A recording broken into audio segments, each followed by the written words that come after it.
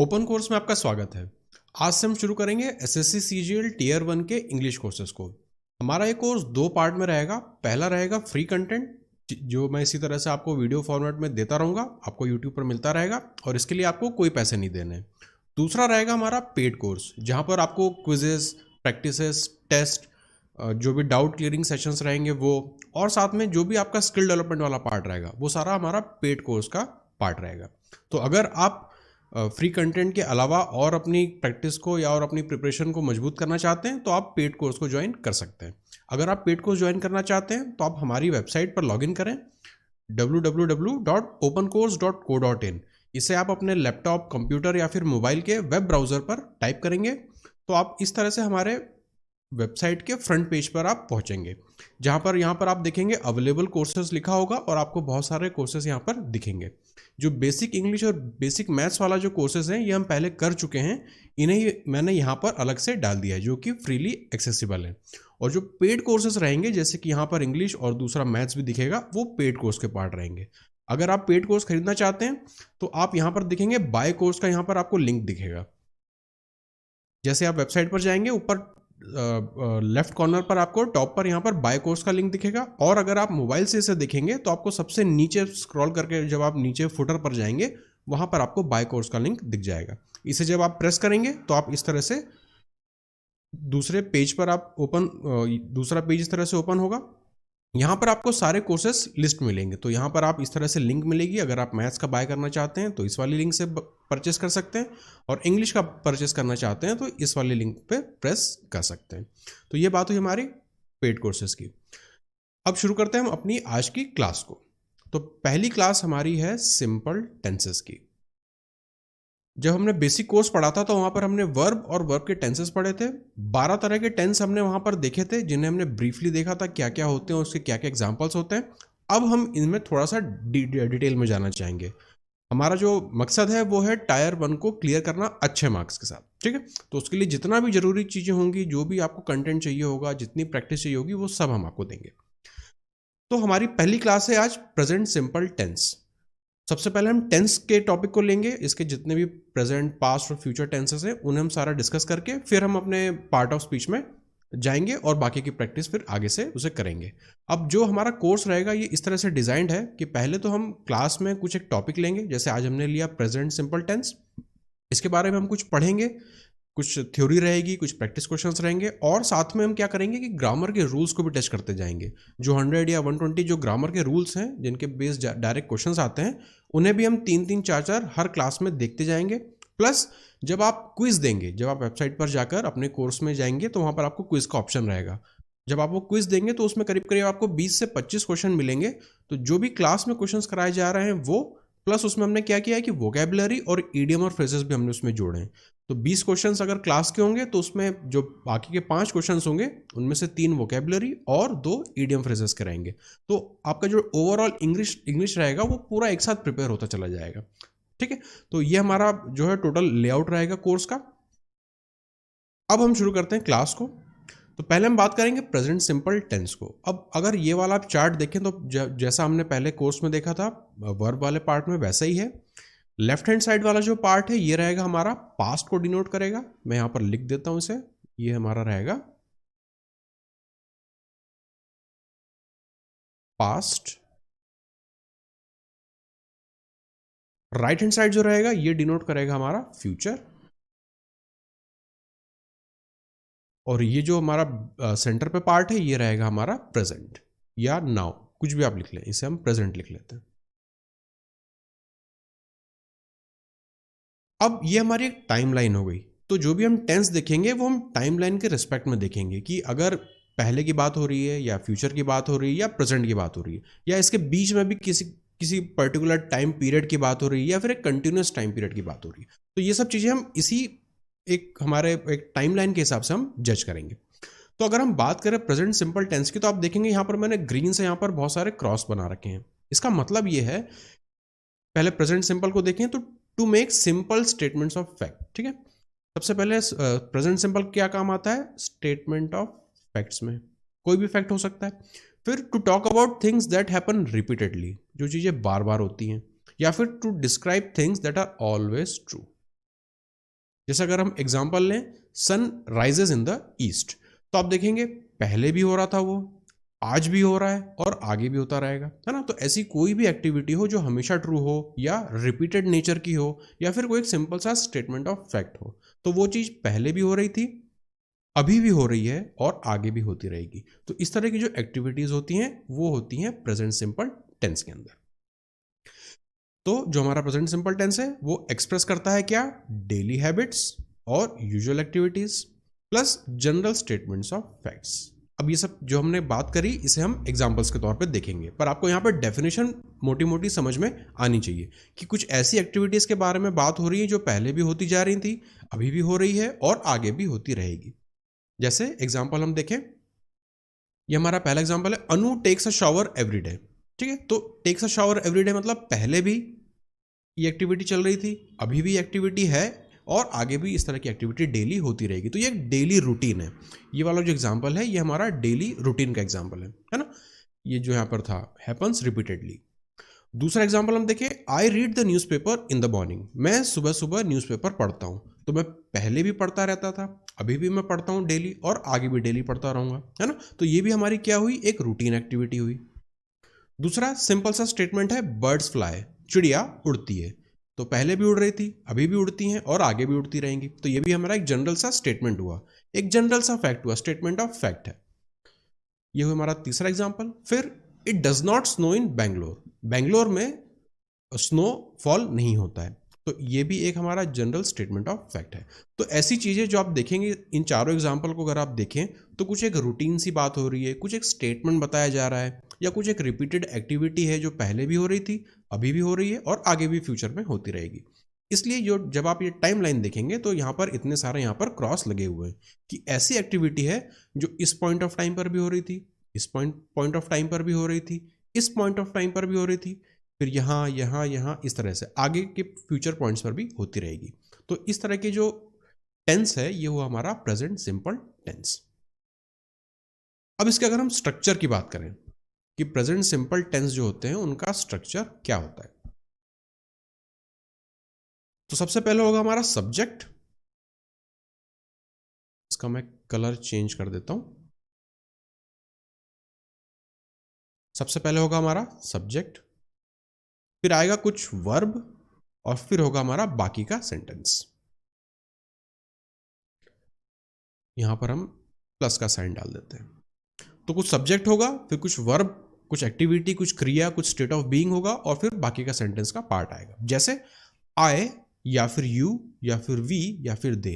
मैं यहां पर आई को ले लेता हूं, I eat lunch at 2 PM every day. ठीक है, तो आप यहां पर जब भी हम टेंस देख रहे हैं तो आपको वर्ब वाले पार्ट पर फोकस रखना है।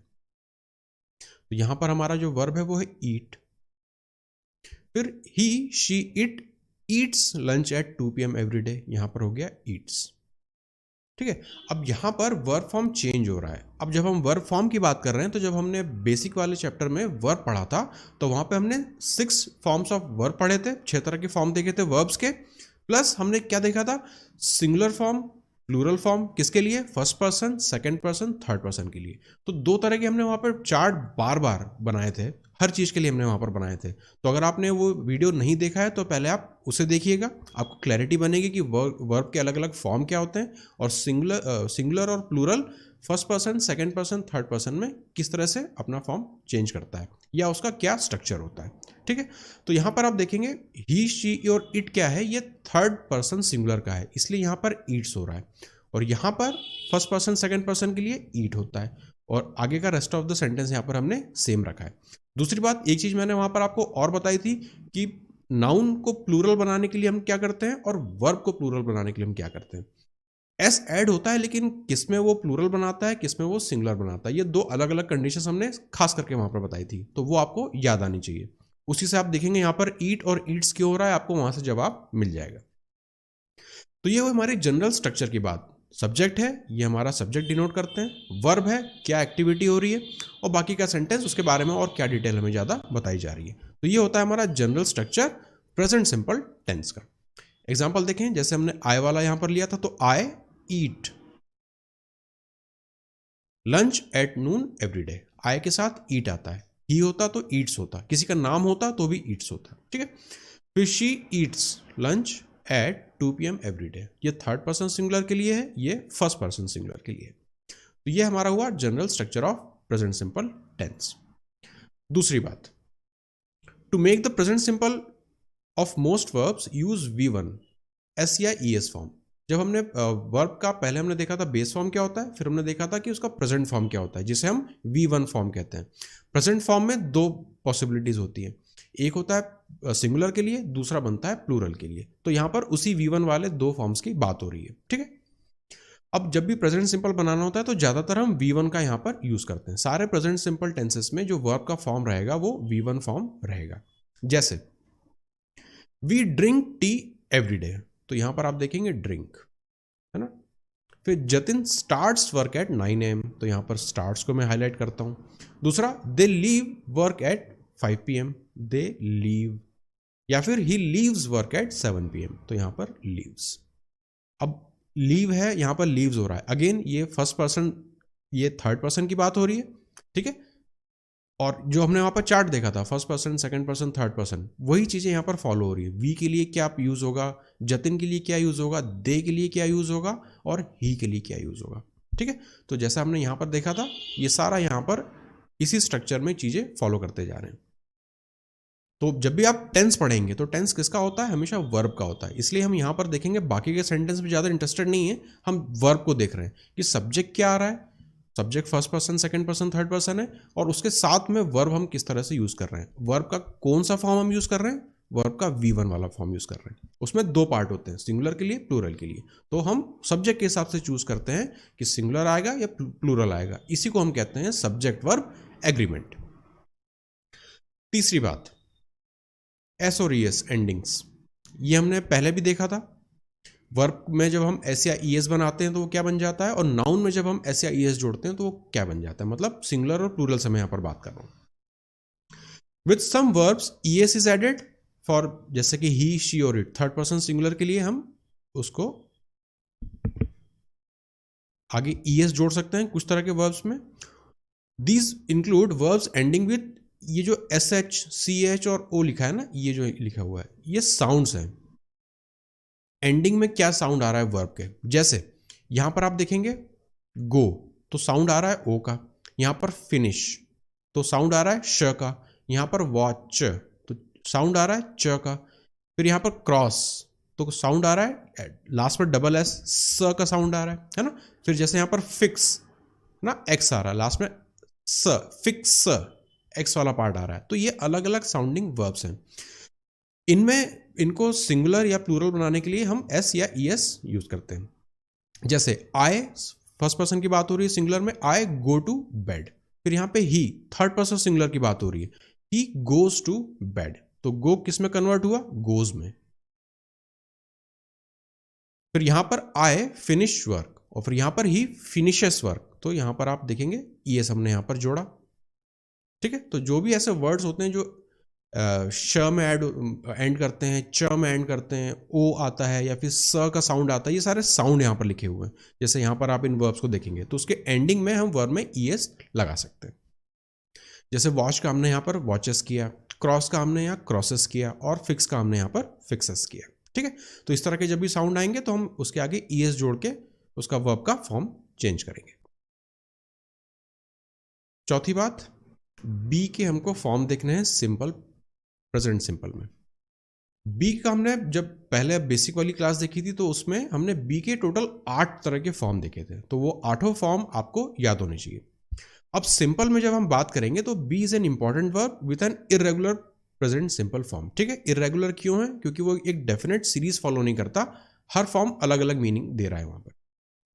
अब इसमें स्ट्रक्चर क्या होगा, सब्जेक्ट आएगा, इसे मैं हाईलाइट कर देता हूं, सब्जेक्ट आएगा, फिर बी का कोई फॉर्म आएगा। जब भी ये डबल कोट्स में आपको बी दिखे मतलब बी का कोई ना कोई वहां पर फॉर्म आएगा, और फिर आगे होता है हमारा रेस्ट ऑफ सेंटेंस। तो ये होता है हमारा जनरल स्ट्रक्चर। एग्जांपल देखेंगे, आई एम, आई के साथ एम आता है, आई एम हैप्पी। फिर you are happy, he she या इट इज हैप्पी, और वी दे आर हैप्पी। तो यहाँ देखेंगे बी के ये फॉर्म्स है, 4 तरह के फॉर्म लिखे हैं। ये किस में आते हैं? ये आते हैं हमारे प्रेजेंट फॉर्म में, V1 फॉर्म में। तो क्या हमारा सब्जेक्ट है उसके हिसाब से हम अपना वर्ब का फॉर्म चूज करेंगे। ठीक है, तो इस तरह से हमारा ये सेंटेंस यहाँ पर बना स्ट्रक्चर। एग्जाम्पल आप देखें, आई के साथ यहां पर हमने क्या लिखा? Am. I am a doctor. फिर we are late for work, are. फिर ही इज अमेरिकन, तो इज। दे आर स्टूडेंट्स, तो are. Prakhar is 5 years old, तो यहां पर इज।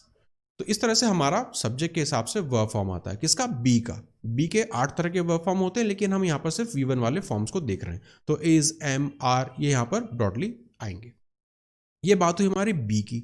अब नेक्स्ट हम देखते हैं हैव को। हैव के भी हमने देखे थे, जो 3 तरह की हमने ब्रॉड कैटेगरी देखी थी वर्ब्स की। प्राइमरी हेल्पिंग वर्ब जो थे बी, डू और हैव। तो हमने ऊपर बी देखा, अब हम यहां पर हैव के फॉर्म्स को देख रहे हैं।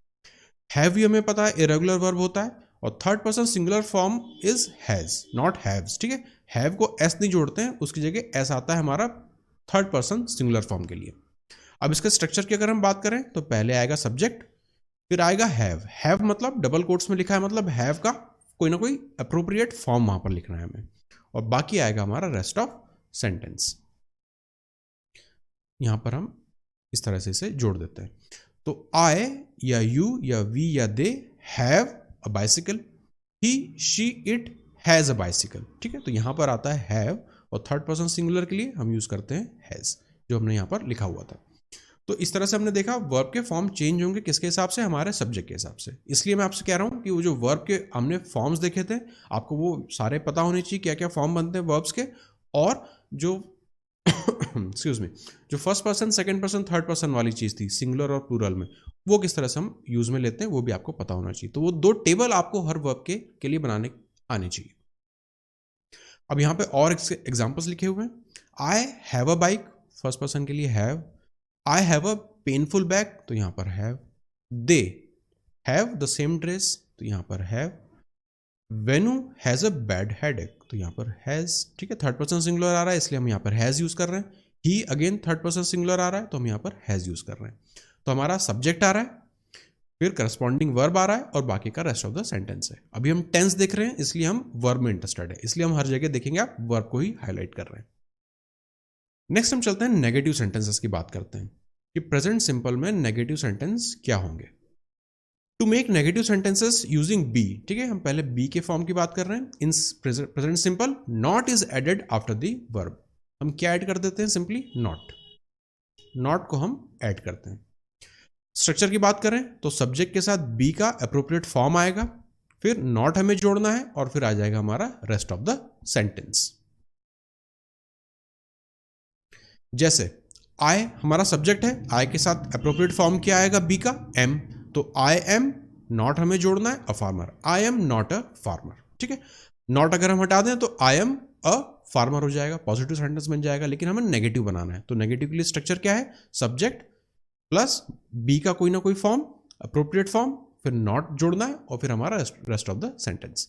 उसी तरह से she is not a farmer, और वी आर नॉट फार्मर्स। ठीक है, for other verbs the auxiliary verb do not और डज नॉट इज एडेड।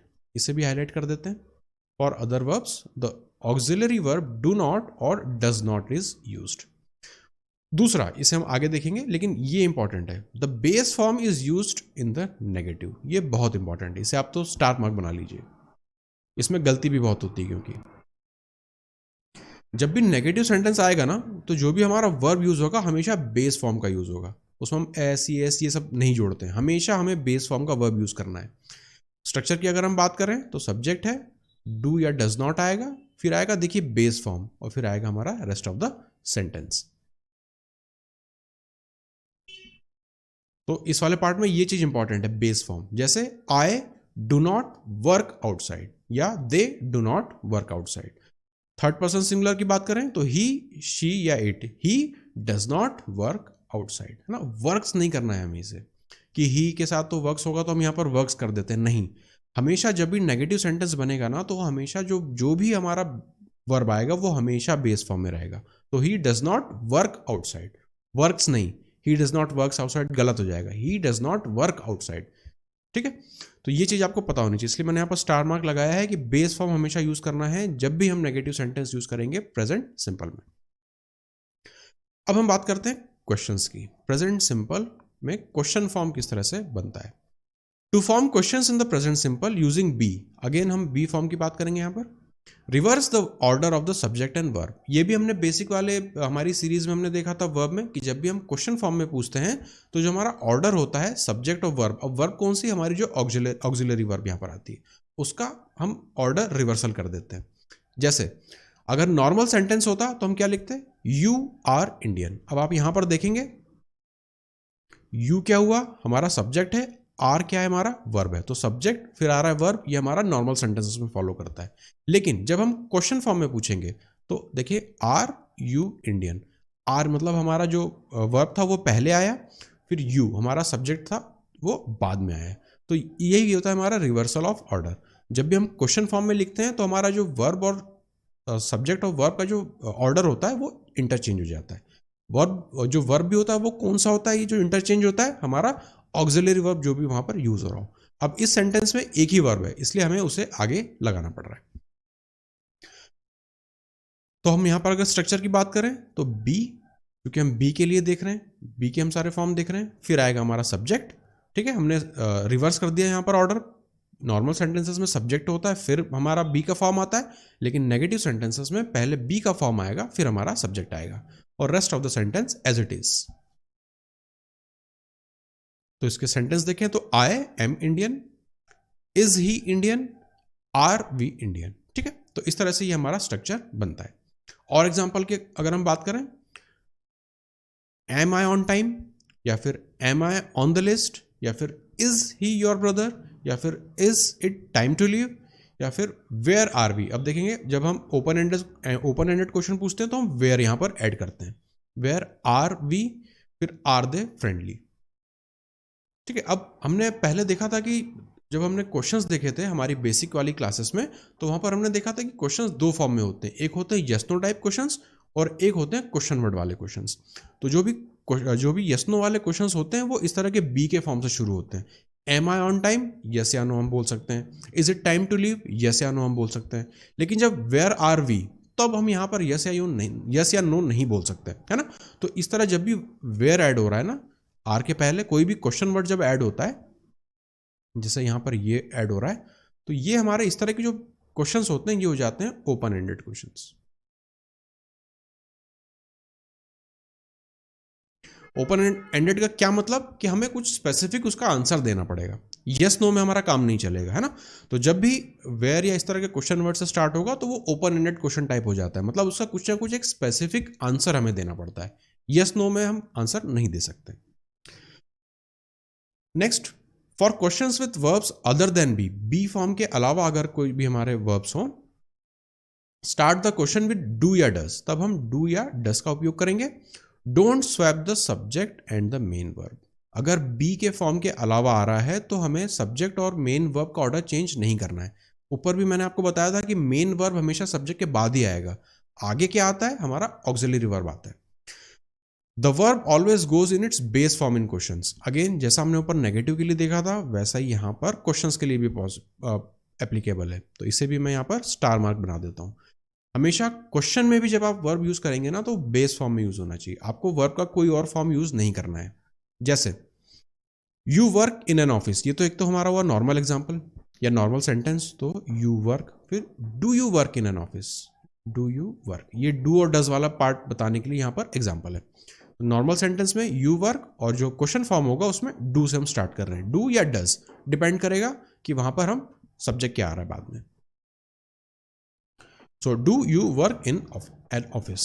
अब हम स्ट्रक्चर की बात करते हैं, तो हमने डू डज से स्टार्ट किया, फिर हमारा सब्जेक्ट आ रहा है, अब हमारा आ रहा है वर्ब का फॉर्म जो कि किस में होना चाहिए, बेस फॉर्म में, यहां पर हमने स्टार मार्क किया है, और आगे आएगा हमारा रेस्ट ऑफ द सेंटेंस। तो ये हुआ हमारा सेंटेंस का स्ट्रक्चर। तो देखें तो do I work in an office या does he work in an office, does he या does she, does he works in an office गलत हो जाएगा, हमेशा आपको बेस फॉर्म यूज करना है, ये चीज आप याद रखिएगा। इसमें हम बहुत ज्यादा गलती करते हैं, हमेशा वर्ब का कोई ना कोई हम फॉर्म लिख डालते हैं और फिर हमारा आंसर गलत हो जाता है। तो हमेशा आपको बेस फॉर्म यूज करना है वर्ब का, किसमें? नेगेटिव सेंटेंसेस में, और यहां पर हम देख रहे हैं क्वेश्चन वाले सेंटेंसेस में। और एग्जांपल हम देखें, do they live in Kanpur, तो हमने स्टार्ट से डू से स्टार्ट किया और देखिए वर्ब का फॉर्म क्या आ रहा है? लिव। फिर where does the party start? Start. Does Tina get up at 9 AM? Get up, है ना। फिर does he finish work on time? Finish.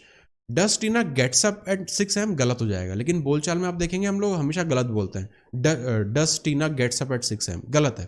Question form में आ रहा है ना, तो हमेशा हमें जो हमारा वर्ब रहेगा वो बेस फॉर्म का आएगा। उसी तरह से does he finish work on time, जबकि हम कई बार क्या बोल देते हैं? Does he finishes work on time, again वो गलत हो जाता है। हमेशा वर्ब का हमें बेस फॉर्म यहाँ पर लिखना है। तो ये हमने पूरी बात करी यहाँ तक प्रेजेंट सिंपल की। इसके हमने अलग अलग स्ट्रक्चर्स देखे, positive structure, negative structure, questions का स्ट्रक्चर, प्लस एस और ईएस का एंडिंग हमने देखा। वर्ब का हमें कौन सा फॉर्म यूज करना है प्रेजेंट सिंपल में, वो हमने देखा। स्ट्रक्चर्स हमने सारे अलग अलग देखे और बहुत सारे यहां पर हमने एग्जांपल्स देखे। तो ये हमारा पार्ट खत्म हुआ प्रेजेंट सिंपल टेंस का। अब हम क्या करेंगे? ग्रामर के 3 रूल्स हम देख लेते हैं साथ में। अब ये ग्रामर के रूल्स जरूरी नहीं है कि हम ऊपर बताए सब्जेक्ट के लिए ही देखें। ग्रामर के रूल्स हमारे रैंडम चलेंगे, हम किसी भी ग्रामर के रूल को यहाँ पर किसी भी ऑर्डर में हम यहाँ पर लिखेंगे, ठीक है। तो ऊपर वाला पार्ट हमारा पहला पार्ट जो था वो खत्म। अब हम दूसरे पार्ट में आ रहे हैं जो कि है ग्रामर रूल्स। तो 3 रूल हम देखेंगे, उसके बाद हम क्या करेंगे? हमारे क्लास के आज के सारे क्वेश्चंस देखेंगे। तो पहला रूल अगर हम देखें तो वो होता है हाइफनेटेड नाउन जो होते हैं उनका प्लूरल फॉर्म नहीं होता है। तो हाइफनेटेड नाउन्स जब भी सेंटेंस में आएगा तो उसका हमें प्लूरल करके उसे नहीं लिखना है। जैसे he gave me 500 rupees notes, तो यहां पर आप देखें 500 रुपीज नोट्स, तो ये गलत हो गया। हाइफनेटेड नाउन आ रहा है, 100 और रुपीज दो, ये दोनों हाइफनेटेड हैं। तो हाइफनेटेड फॉर्म में कभी भी हमें प्लूरल यूज नहीं करना है। ये जो बीच में डैश लगाते हैं इसे हम हाइफन कहते हैं, और दो जो भी नाउन्स हैं वो इस तरह से डैश से जब जुड़ते हैं तो वो हो जाते हैं हमारे हाइफनेटेड नाउन्स। तो he gave me 500 rupees notes, नहीं ये गलत है क्योंकि हमने इसका प्लूरल बना दिया। सही सेंटेंस क्या होगा? He gave me 500 rupee notes, ये हमारा सही है। यहां पर आप देखेंगे आ रहा है रुपी, है ना। हमें सिंगुलर फॉर्म रखना है। दूसरा, Sumit stage in 5 stars hotel. 5 stars, है ना। अगर अगेन हमने प्लूरल कर दिया इसलिए ये गलत है। क्या होना चाहिए? Singular form. तो 5 star hotels, Sumit stage in 5 star hotels, ये सही है। तो ये बात हुई हमारी हाइफनेटेड नाउन्स की। क्या है कि वो कभी भी प्लूरल फॉर्म में हमें सेंटेंस में यूज नहीं करने हैं। ये वो हमारा पहला रूल। अब बात करते हैं दूसरे रूल की।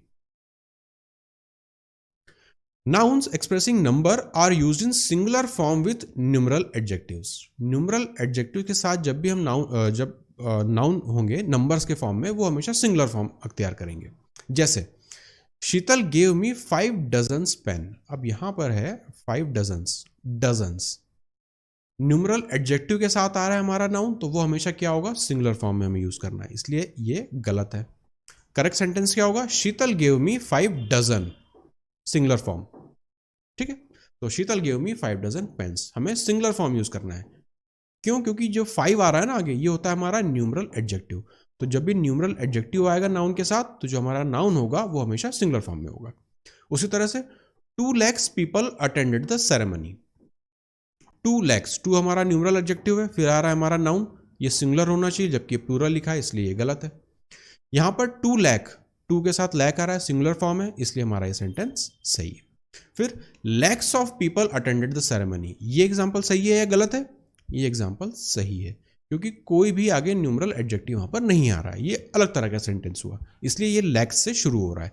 यहां पर हम लैक्स क्यों नहीं लिख रहे हैं, इसे प्लूरल क्यों नहीं बना रहे हैं? क्योंकि आगे उसके आ रहा है एक न्यूमरल एडजेक्टिव, इस वजह से। तो ये बात हुई हमारे सेकंड रूल की। अब हम चलते हैं थर्ड रूल की तरफ। The collective nouns like committee, jury, house, ministry, police, mob, audience, team, board, और भी इसके अलावा और भी दूसरे जो हमारे कलेक्टिव नाउन्स होते हैं, are used with singular verbs when they are used as a body और a group and not as members. क्या मतलब है कि जब हम कोई कमेटी की बात करें, मान लीजिए क्रिकेट की सिलेक्ट कमेटी है, ठीक है, तो वो कमेटी में अलग अलग मेंबर्स होंगे, 2 मेंबर, 3 मेंबर्स। अगर वो कमेटी को अगर हम एज अ ग्रुप देखें, अगर एज अ ग्रुप देखें तो हम क्या यूज़ करेंगे, हम सिंगुलर वर्ब यूज़ करेंगे। लेकिन अगर वो डिवाइडेड है कम्युनिटी, मतलब जो हमारी कमेटी है अगर वो डिवाइडेड है ओपिनियन में, है ना, तब हम क्या करते हैं, उसमें हम प्लूरल वर्ब यूज़ करते हैं। एग्जाम्पल्स हम देखते हैं। When they are used as members, they take plural verb। मतलब जब भी हम वो डिवीजन में है ना, अलग अलग मेंबर्स की तरह हम बात करेंगे तो हम लिखेंगे प्लूरल वर्ब। अगर एक बॉडी की तरह बात करेंगे पूरी कमेटी को, या इस तरह की जो भी वर्ब्स हमारे कलेक्टिव नाउन्स है उनको, तो हम यूज करेंगे सिंगुलर वर्ब्स। एग्जाम्पल से देखिए, आपको ज्यादा समझ में आएगा। The police has become insensitive. अब पुलिस की अगर हम यहां पर बात करें तो पुलिस हैज बिकम इनसेंसिटिव, हम एक पूरे ग्रुप की बात कर रहे हैं, ठीक है। तो जब हम ग्रुप की बात करते हैं तो हम क्या यूज करते हैं, सिंगुलर वर्ब यूज करते हैं। यहां सिंगुलर को मैं हाईलाइट कर देता हूं, यहां प्लूरल को हाईलाइट कर देता हूं। तो यहां पर पुलिस एज अ ग्रुप में बात कर रहा हूं, इसलिए यहां पर ये सेंटेंस सही है। The police has become insensitive. Police एक पूरी एक ग्रुप की मैं यहां पर एज अ ग्रुप बात कर रहा हूं, इसलिए हैज लिख रहा हूं। फिर the police was posted all over the route. Police जो है पूरी रूट पर उनकी पोस्टिंग थी। अब पूरी रोड पर थी तो यहां पर एक ग्रुप की नहीं हो रही, यहां पर पुलिस के अलग अलग इंडिविजुअल मेंबर्स की बात हो रही है, ठीक है। इसलिए यहां पर बॉस की जगह वर होना चाहिए, इसलिए यह सेंटेंस गलत है। कहां पर गलती है, यहां पर गलती है, ठीक है। तो the police were posted all over the route, ये सही हो जाता। जैसे ये नेक्स्ट एग्जांपल में लिखा ही हुआ है, the police were posted all over the route, तो वर देखिए, है ना, police were posted all over the route मतलब पूरी रूट पर पुलिस लगी हुई थी, ये हमारा सेंटेंस सही है। The committee has approved expenditure of 50 crores. The committee have approved expenditure of 50 crores. गलती क्या है, यहां पर है, जो वर्ब फॉर्म है हमें सिंगुलर यूज करना है, क्योंकि कमेटी किसी चीज को अप्रूव कर रही है, मतलब यूनानिमसली अप्रूव कर रही है, तो एज अ ग्रुप काम कर रही है। ग्रुप काम करेगी तो हमारा जो वर्ब होगा वो होगा सिंगुलर, इसलिए ये हमारा सेंटेंस गलत है। सही सेंटेंस क्या होगा, the committee has approved expenditure of 50 crore. ये करेक्ट है, क्योंकि एज अ ग्रुप हम ट्रीट कर रहे हैं, तो यहां पर सिंगुलर फॉर्म यूज करेंगे वर्ब का। यहां पर प्लूरल फॉर्म यूज किया था, इसलिए वो गलत हो रहा है। अगला एग्जांपल देखें, the committee has not decided on the matter yet. अब यहां पर गलती क्या हो रही है, the committee has, again division हो रहा है, जो मेंबर्स हैं कमेटी के वो अलग अलग मत में हैं। जब भी इस तरह का डिवीजन होता है एक कलेक्टिव नाउन में, तो हमेशा उसके साथ प्लूरल वर्ब यूज करते हैं, इसलिए ये सेंटेंस गलत है। The committee have not decided on the matter yet, the committee have, ठीक है, डिवीजन हो रहा है, इसलिए ये हमारा सेंटेंस सही है। तो यहां पर आप देखेंगे सेंटेंस वही है, अगर हम इन पेयर ऑफ सेंटेंसेस की बात करें, लेकिन एक जगह मीनिंग आ रहा है उसका एज अ ग्रुप का, कलेक्टिव ग्रुप का, और दूसरी जगह मीनिंग आ रहा है उसका इंडिविजुअल मेंबर्स का, ठीक है। तो जब भी डिवीजन होगा इस तरह के कलेक्टिव नाउन्स में, तो हम प्लूरल फॉर्म यूज करेंगे, और जब भी एज अ ग्रुप वो ट्रीट कर रहे होंगे तो हम उसे सिंगुलर वर्ब उसके साथ यूज करेंगे। तो ये बात हुई हमारी थर्ड रूल की। अब हम देख लेते हैं आज की क्लास के क्वेश्चंस। तो जो मेरा मेथड रहेगा, या जो हमारा इस पूरे कोर्स का मेथड रहेगा, वो सिंपल सा रहेगा। जब भी क्लास आगे से होंगी तो उन क्लासेस के पहले ही आपको वेबसाइट पर आपके कोर्स में इस क्लास के जितने भी क्वेश्चंस हम यहाँ डिस्कस करेंगे, या जो भी क्लास रहेगी, पहले से ही आपको मिल जाएंगे। आपको करना ये है कि पहले आपको जाना है अपने कोर्स पे, वहाँ पे क्लास के करस्पॉन्डिंग आपको क्विज मिल जाएगा, उस क्विज को आपको अटेम्प्ट करना है, उसी क्विज के क्वेश्चंस आपको अगली नेक्स्ट डे क्लास में यहाँ पर दिखेंगे। इससे होगा क्या, जब आप मान लीजिए 20 क्वेश्चंस हैं, जब इन क्वेश्चंस को आप अटेम्प्ट करेंगे तो इसमें से हो सकता है आपसे 15 बने, 17 बने, 18 बने, जितने भी क्वेश्चंस बने, एक तो आपको पता चल जाएगा कि आपसे क्या क्या चीज़ बन रही है, प्लस ये आइडेंटिफाई हो जाएगा कि कहाँ कहाँ पर आप मिस्टेक्स कर रहे हैं, जहाँ जहाँ आप गलतियाँ कर रहे हैं। क्लास में आके अगेन ऊपर जैसे हमने थ्योरी पढ़ी, आप इस तरह से थ्योरी देखेंगे, आपके कंसेप्ट क्लियर होंगे, फिर आके यहाँ पर आप आंसर से मैच करेंगे कि जो चीज़ गलत है वो क्यों है। तो इस तरह से आपकी क्लैरिटी बनती जाएगी। तो जहां जहां भी आप गलतियां कर रहे हैं ना, वो चीजें आपकी करेक्ट होती जाएंगी, और आगे आपका इंप्रूवमेंट दिखना शुरू रहेगा। प्लस एक बार क्लास हो गई तो आप इस चीज को आपको भूलना नहीं है। अब भूलेंगे कैसे नहीं, जो आपने क्विज दिया था वो क्विज आप unlimited number of times attempt कर सकते हैं। तो क्लास होने के 2-3 दिन 7 दिन बाद भी आप उस क्विज को दोबारा अटेम्प्ट कीजिए, फिर देखिए कि आपसे वो गलतियां दोबारा हुई, या फिर आपने उन गलतियों से सीख लिया है और अब आपका इंप्रूवमेंट आ गया है। तो ये बेटर तरीका है चीज़ों को सीखने का। वरना क्या होगा, आप आज पढ़ेंगे, कुछ दिन बाद फिर भूल जाएंगे, और फिर गलतियां आपकी वैसी की वैसी होती रहेंगी, तो पढ़ना हमारा बेकार हो जाता है इस कारण से। इसलिए इस फॉर्मेट को आप चूज करिए। पहले आप क्विज दे के आइए, अपनी गलतियां आप पहचान लेंगे खुद से। क्लास में आइए, कहाँ गलतियां हो रही थी, उसके पीछे का क्या कंसेप्ट है वो आप सीखिए। बाद में फिर आप उसे वापस से उसे रिवाइज कीजिए, क्विज को दोबारा दीजिए, 2-3 बार दीजिए, ताकि गलतियां सारी आपकी खत्म हो जाए और आपका एक प्रॉपर लर्निंग डेवलप हो। अब हम क्वेश्चंस करते हैं। आई डैश, हमें फिल इन द ब्लैंक्स करना है यहां पर, नो द करेक्ट आंसर। तो यहां पर आप देखेंगे आई मतलब सिंगुलर फॉर्म यूज हो रहा है, तो डू नॉट यहां पर आना चाहिए। आई do not know the correct answer. Not और एम नॉट तो पॉसिबल ही नहीं है, डज नॉट भी नहीं होगा, तो हमारा डी यहां पर ऑप्शन है। आई do not know the correct answer. First person subject था, इसलिए हमने वर्ब यहां पर डू नॉट वाला लिया, ठीक है। Second, they dash agree with my opinion. So they don't agree, they are not agree, they are agree, they do agree। तो यहां पर एक नेगेटिव सेंटेंस हमें बनता हुआ दिख रहा है, इसलिए दे मैं यूज करूंगा do not. They do not agree with my opinion, तो ऑप्शन ए यहां पर करेक्ट है।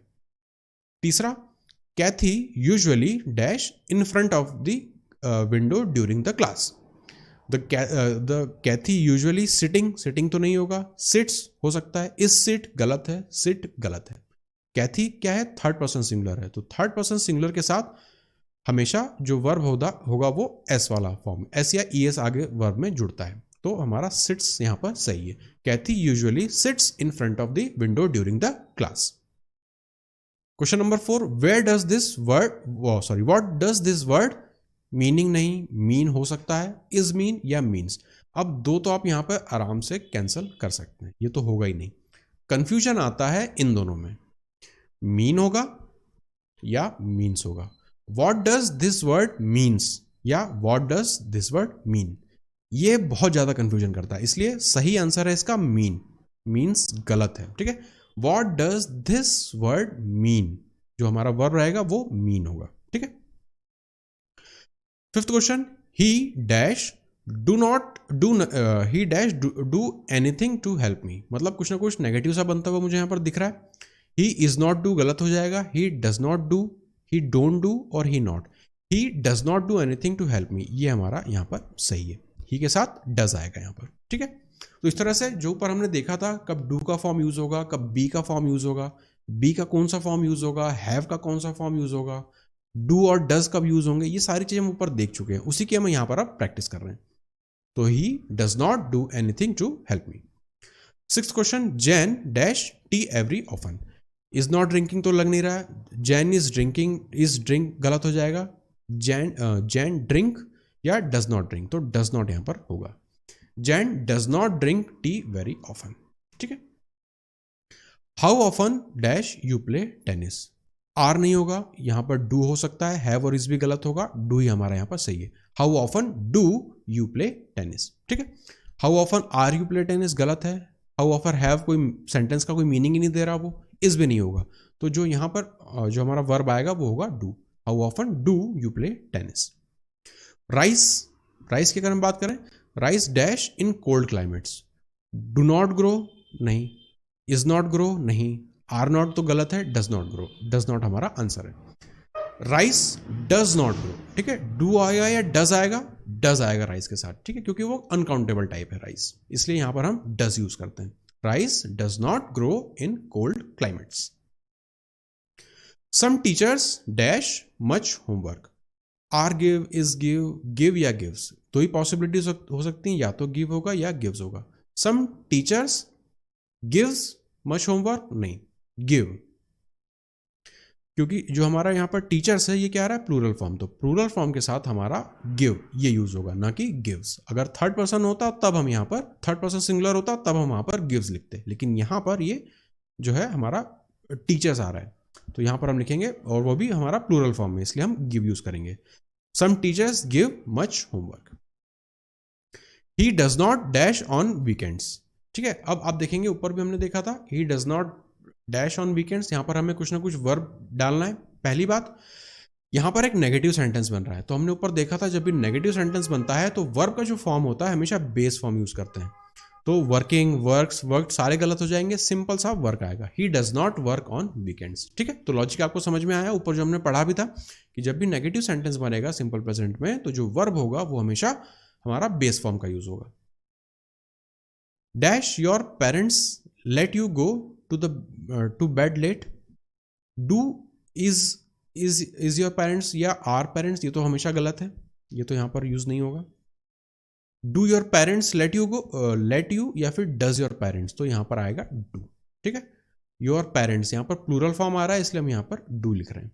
Do your parents let you go to bed late.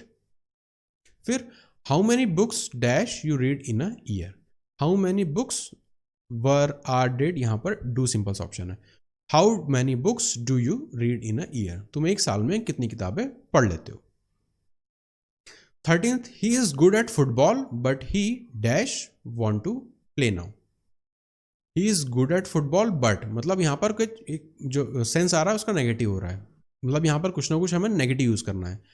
तो he was not want नहीं, he does not want ये हो सकता है, he don't want नहीं, he isn't want नहीं, तो यहां पर does होगा। He is good at football but he does not want to play now।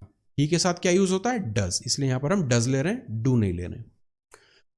14th, he is talking for hours but I was not नहीं होगा, am not नहीं होगा, don't हो सकता है, is not नहीं होगा, यहां पर don't होगा, I के साथ do यूज होता है।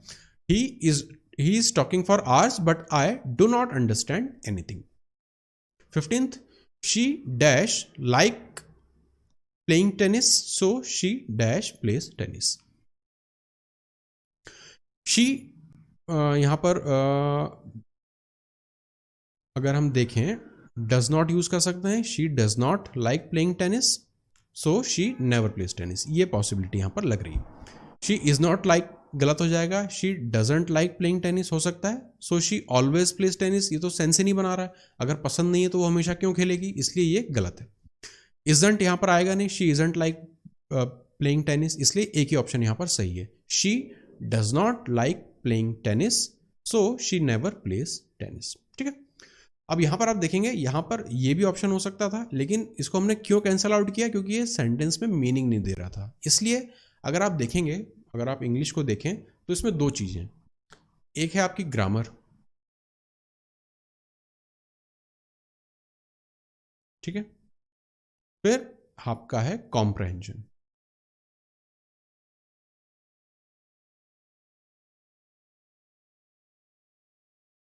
ये दो पार्ट हैं, ग्रामर है, कॉम्प्रहेंशन है।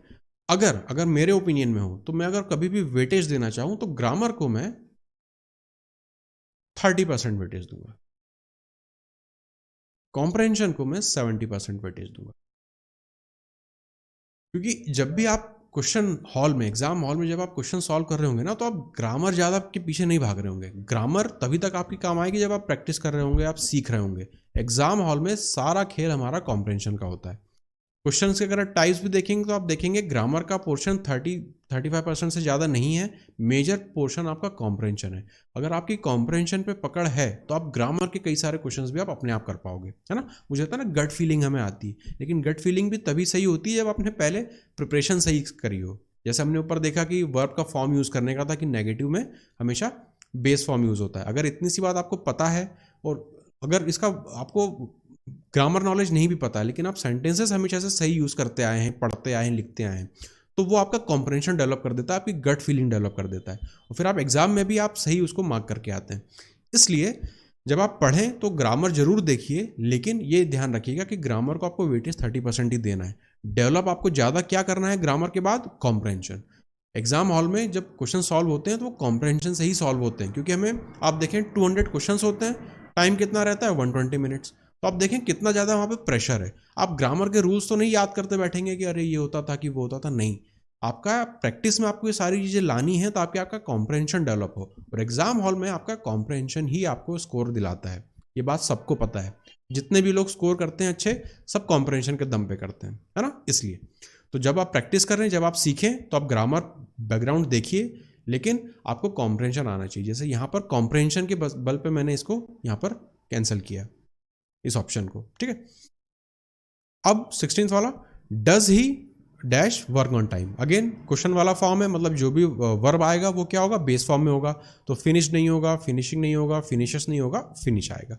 Does he finish work on time. हो सकता है फिनिशेस को लगाए हों, अगर आपने पहले दिया हो टेस्ट ये, तो फिनिशेस नहीं होगा। क्यों? क्योंकि यहाँ पर क्वेश्चन फॉर्म का सेंटेंस बन रहा है, इसलिए जो वर्ब होगा वो बेस फॉर्म में यूज होगा। फिर next question, how many students dash English. Know English, does know English, knows English या knowing English. How many students plural form में आ रहा है ना, नो इंग्लिश। क्योंकि ये प्लूरल है तो हम वर्ब भी उसके करस्पॉन्डिंग सब्जेक्ट वर्ब एग्रीमेंट के हिसाब से यहां पर नो आएगा। How many students know English. अब ये हमारा है हमें आइडेंटिफाई करना है कि कौन सा पार्ट सेंटेंस में गलत है। तो whenever Sohan goes to Mumbai he stays in 5 stars hotel. ऊपर हमने ग्रामर के रूल में देखा था, जब भी हमारा नाउन होता है और उसके आगे हमें एक उसका एडजेक्टिव फॉर्म में न्यूमरल आता है, तो हमेशा जो भी नाउन होगा वो सिंगुलर फॉर्म में होगा। तो उसका करेक्ट आंसर क्या होना चाहिए? Whenever Sohan goes to Mumbai he stays in 5 star hotel. तो जो एरर है वो कहां पर है? सी वाले पार्ट में। तो हमारा आंसर होगा यहां पर सी। ये देखना है हमें। ठीक है, आपको यहां समझ में आया? ऊपर हमने जो ग्रामर का रूल देखा था उसी का ये पार्ट है। फिर नेक्स्ट क्वेश्चन है, the 20 days tour in the southern most part of the country was very interesting. यहां पर अब एरर हमें फाइंड करना है, तो यहां पर होगा 20 days। ठीक है, अगेन हमने ऊपर जो देखा था, न्यूमरल हमारा एडजेक्टिव आ रहा है, तो उसके बाद जो हमारा नाउन होगा वो सिंगुलर फॉर्म में होगा। तो एरर हमारा किस में है? ए वाले पार्ट में है। ए वाला पार्ट है हमारा ये, तो ऑप्शन बी। लास्ट क्वेश्चन हमारा है, the committee is divided in their opinion. ठीक है, अब यहां पर जो हमने देखा था, थर्ड वाला रूल जो ग्रामर का देखा था वो अप्लाई करना है हमें। द कमिटी इज डिवाइडेड, तो पहली बात तो डिवीजन हमें बता रहा है। तो डिवीजन जब भी होता है कलेक्टिव नाउन में, तो हम कैसा वर्ब यूज करते हैं? प्लूरल फॉर्म का वर्ब यूज करते हैं। तो द कमिटी इज गलत है, क्या आएगा यहां पर इसकी जगह? Are. The committee are divided in their opinion, तब सेंटेंस करेक्ट हो जाएगा। तो एरर हमारा कहां पर है? बी वाले पार्ट में। बी है यहां पर, ऑप्शन बी। तो इस तरह से आपने देखा, हमने ऊपर सिंपल प्रेजेंट पहले हमने पढ़ा, फिर हमने ग्रामर के रूल्स पढ़े और उनके बेसिस पे हमने यहाँ पर 20 क्वेश्चंस देखे। अगेन मेरी आपको एडवाइस वही रहेगी, इसी चीज़ को मैं बार बार रिपीट कर रहा हूँ, एम्फेसिस दे रहा हूँ कि आप पहले क्लास स्टार्ट होने से पहले आप क्विज दीजिए। क्या क्या चीज़ें गलती हो रही हैं आप उन्हें आइडेंटिफाई कर लीजिए, क्लास में आके उस चीज़ को सीखिए और बाद में जाके उसकी खूब प्रैक्टिस करिए, है ना। आपको quiz unlimited number of attempts मिलेंगे, तो कोई प्रॉब्लम नहीं है, आप उसे बार बार आराम से दे सकते हैं। प्लस जैसे जैसे हमारा कोर्स आगे बढ़ता जाएगा, क्वेश्चंस के नंबर हमारे पास ज़्यादा हो जाएंगे, तो आपका जो क्विज रहेगा वो भी डायनामिक नेचर रहेगा। मतलब जितनी बार आप उस क्विज को देंगे, आपको उसमें अलग अलग क्वेश्चंस मिलते जाएंगे, और वो सारे क्वेश्चंस क्या रहेंगे? जो हमने क्लास में करे होंगे। तो जैसे मान लीजिए आगे चल के 100 क्वेश्चंस हो जाएंगे, तो आपका जो क्विज रहेगा उसमें 20 क्वेश्चंस रहेंगे। वापस आप जब अटेम्प्ट करेंगे तो जो 20 क्वेश्चंस रहेंगे उसमें से कुछ अलग दिखेंगे, फिर आप अटेम्प्ट करेंगे तो फिर आपको उसमें से कुछ अलग दिखेंगे। इस तरह से आपकी करंट क्लास की जो प्रैक्टिस है वो भी चलती रहेगी, प्लस पिछली क्लासेस में आप जो भी पढ़ेंगे वो भी आपका कंटिन्यूसली रिवाइज होता रहेगा। तो ये बेनिफिट रहेगा क्विजेस के साथ, इसलिए ये देना बहुत जरूरी है। तो आज की क्लास को हम यहीं पर खत्म करते हैं और मिलते हैं नेक्स्ट वीडियो में। Thank you.